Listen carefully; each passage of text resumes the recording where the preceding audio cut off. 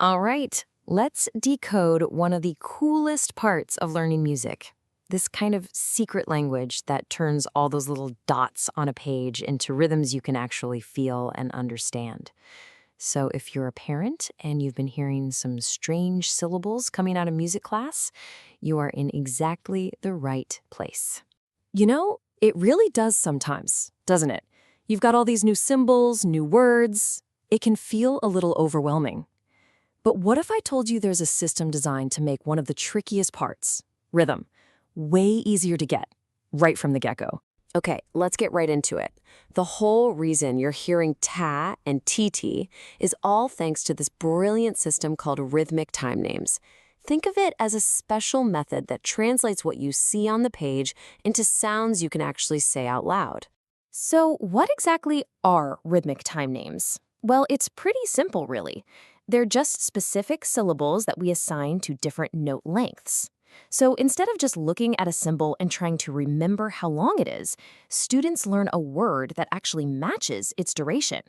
It makes rhythm something you can touch and feel, which is absolutely perfect for young musicians.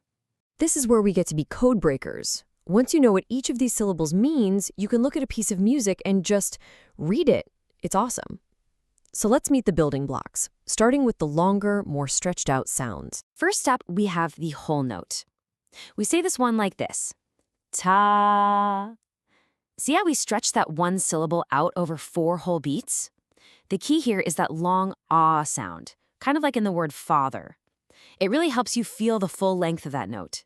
Okay, now let's cut that in half. This is the half note. It's shorter, but it's still a nice, sustained sound. We say ta, holding it for just 2 beats.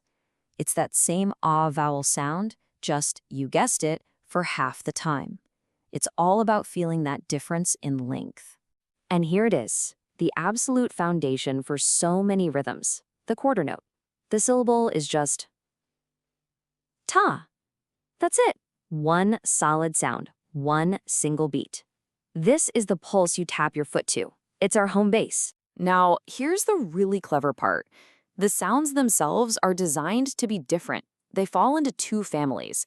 You've got the long, sustained notes we just talked about. They all use that open ah sound. But the shorter notes, they use quick, clipped vowels, like the ah in cat or the I in sit. This is totally on purpose. It helps students physically feel the rhythm change in their mouths. Let's get into those quicker sounds. When you have 2 eighth notes beamed together, they fit perfectly into one beat, and we say them like this, da-da-ti.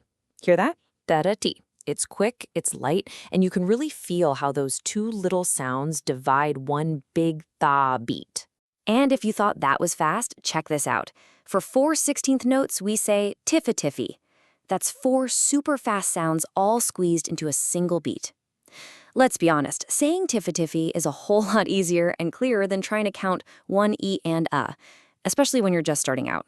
So you're probably thinking, okay, this is cool, but why not just count 1, 2, 3, 4? It's a great question. And it turns out this little system has some seriously powerful benefits that make it an amazing teaching tool. Think of it as a clear pathway to reading music. First, it makes rhythm real. You can say it, you can clap it, you can feel it. Then, by actually vocalizing the patterns, students are training their ears to recognize them instantly.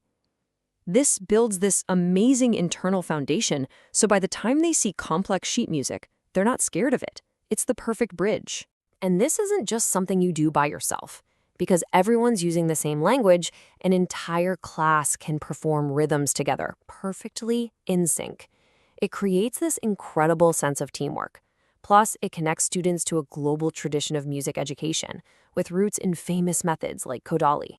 All right, so how can you get in on the fun and support this at home? Well, it's time to put on your detective hat. You're about to become a rhythm detective.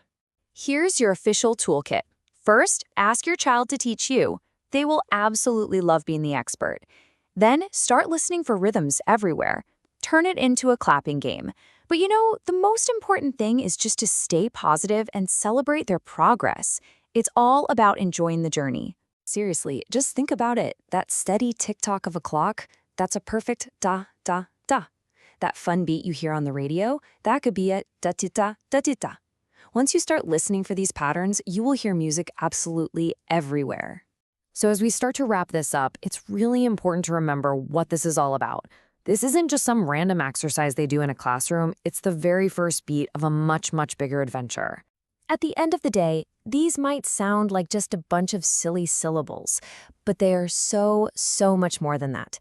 They are the fundamental building blocks for a deep, intuitive understanding of rhythm, and they're paving the way for a lifelong love of music. So next time you're just walking around, listen a little closer. To the birds, to the rain, to the music playing in a coffee shop. The whole world is filled with rhythm. So my question for you is, what rhythms will you discover today?